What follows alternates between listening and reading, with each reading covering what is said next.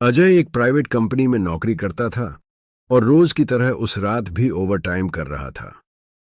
जब वह स्टेशन पहुंचा तो घड़ी में रात के 12:30 बज रहे थे और स्टेशन पर सन्नाटा पसरा हुआ था।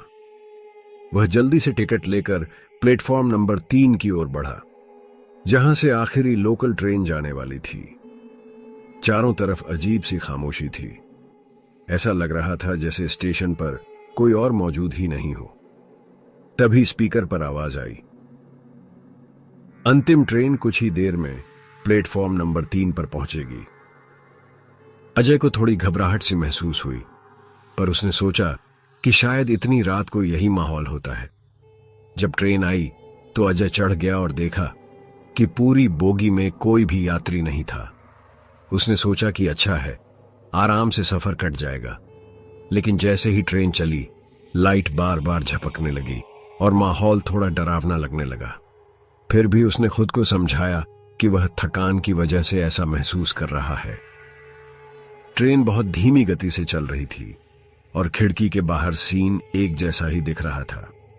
हर स्टेशन एक जैसा, हर लैंडस्केप वैसा ही। अजय को थोड़ी बेचैनी हुई, क्योंकि ट्रेन अपने अगले स्टेशन पर रुक ही नहीं रही थी। अचानक डिब्बे के कोने से एक बूढ़ी औरत की खांसी की आवाज आई। अजय चौंक गया। वो डिब्बा तो एकदम खाली था।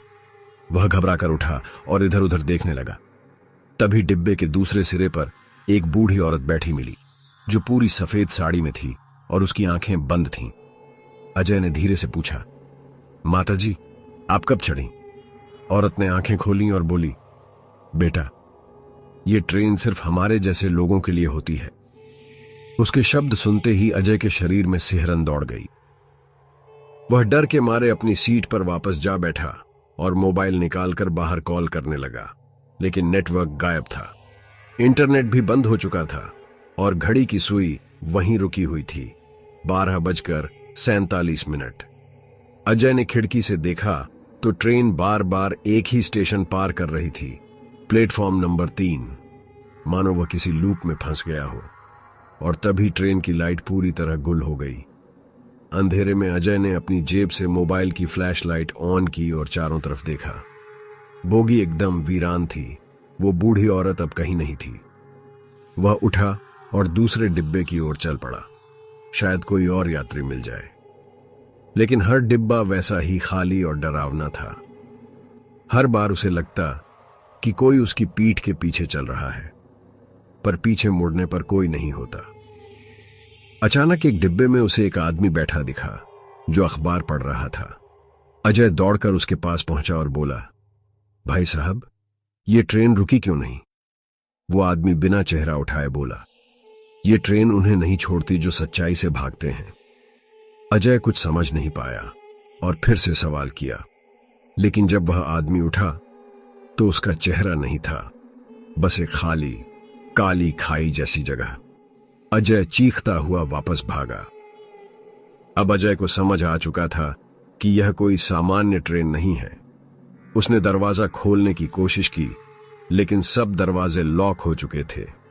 वह जानता था कि उसे इस ट्रेन से बाहर निकलने के लिए कुछ करना होगा। तभी उसे याद आया कि बचपन में उसकी दादी आत्माओं की कहानियां सुनाया करती थीं, जिनमें कहा जाता था कि आत्माएं तब तक मुक्ति नहीं पाती जब तक कोई जीवित इंसान उन्हें पहचान न दे। क्या ये ट्रेन आत्माओं की है? अब उसने अपने चारों ओर गौर से देखा। एक कोने में उसे एक छोटी बच्ची दिखी, जो रो रही थी। अजय उसके पास गया और पूछा, तुम्हारा नाम क्या है? बच्ची बोली, मैं पूजा हूं। मैं स्कूल जाते वक्त इसी ट्रेन में चढ़ गई थी और उतर नहीं पाई। अजय ने धीरे से उसका हाथ थामा और कहा, मैं तुम्हें तुम्हारे घर पहुंचाऊंगा। जैसे ही उसने बच्ची का हाथ पकड़ा, ट्रेन एक झटके से रुकी। एक अजीब सी रोशनी फैली और दरवाजे अपने आप खुल गए। पर बाहर उतरते ही अजय ने देखा कि वो स्टेशन नहीं, बल्कि एक काला जंगल है। पूजा गायब हो चुकी थी और अब वहां सिर्फ वही बूढ़ी औरत थी, जो मुस्कुराकर बोली, अब तुम हमारे साथ रहोगे। अजय डर से कांपने लगा और इधर उधर भागने लगा, लेकिन जंगल कभी खत्म ही नहीं हो रहा था। हर दिशा में वही अंधेरा, वही डर, वही सन्नाटा था। तभी उसे दूर एक रोशनी दिखाई दी, एक छोटा सा मंदिर जहां से घंटियों की आवाज आ रही थी। उसने हिम्मत करके उस दिशा में दौड़ लगाई। मंदिर के पास पहुंचते ही वातावरण थोड़ा शांत हुआ। मंदिर में एक साधु बैठा था, जिसने अजय को देखकर आंखें खोलीं और कहा, तू ट्रेन के चक्र में फंस गया है, जहां आत्माएं उन लोगों को पकड़ती हैं जो जीवन में गलती करके भाग जाते हैं। अजय ने कांपते हुए कहा, मैंने क्या गलती की? साधु बोला, क्या तुझे याद है, तूने कॉलेज के वक्त एक दोस्त को प्लेटफॉर्म पर धक्का दिया था? वह आत्मा आज भी ट्रेन में भटक रही है। अजय को झटका लगा। उसने वह हादसा कभी किसी को बताया नहीं था। साधु ने कहा कि अगर वह प्रायश्चित करना चाहता है तो उसे ट्रेन में लौटकर उस आत्मा का सामना करना होगा और माफी मांगनी होगी। अजय ने डरते हुए सहमति दी। जैसे ही वह मंदिर के बाहर निकला, ट्रेन फिर से उसके सामने आकर रुक गई। इस बार दरवाजा अपने आप खुला और अंदर अंधेरा नहीं, बल्कि हल्की नीली रोशनी थी। अजय ने कदम बढ़ाया।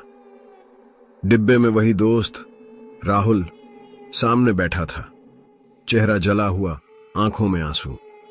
अजय ने झुककर रोते हुए माफी मांगी और कहा, मुझे माफ कर दे राहुल, मैं डर गया था उस दिन। राहुल ने धीरे से मुस्कुराते हुए कहा, अब मुझे मुक्ति मिल गई। जैसे ही राहुल की आत्मा गायब हुई, ट्रेन की खिड़की से सुबह की रोशनी अंदर आने लगी। अजय की आंखें खुलीं।